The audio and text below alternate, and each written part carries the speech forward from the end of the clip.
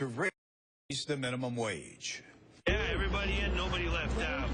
Governor Pat Quinn and U.S. Senator Dick Durbin were featured when a coast-to-coast bus tour advocating a $10.10 an hour minimum wage stopped at Federal Plaza.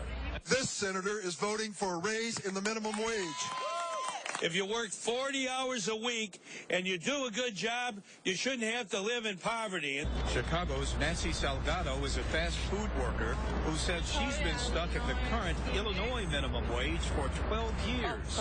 I'm still on poverty wage. Yes, poverty wage, $8.25. Is that fair? It's not fair. The bus arrived in Chicago this morning and had scheduled stops in Rockford and Milwaukee later today. It was trailed by a mobile billboard paid for by the Washington-based Employment Policies Institute, which opposes a minimum wage increase. When you raise the minimum wage, a new government report confirms that up to 1 million jobs will disappear. An EPI spokesman told me Democrats nationally are using the issue to put Republican candidates on the spot.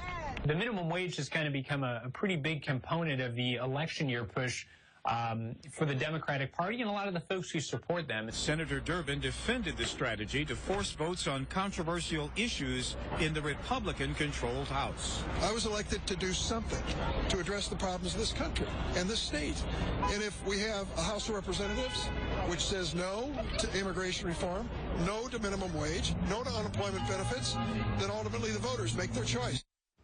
Senator Durbin left the rally en route back to Washington, where he says Democrats will need at least some Republican support to pass a minimum wage increase in the Senate. Right now, the federal minimum wage is $7.25 an hour. The Illinois rate is $1 higher at $8.25. Of course, the federal raise to $10.10 would make the Illinois rate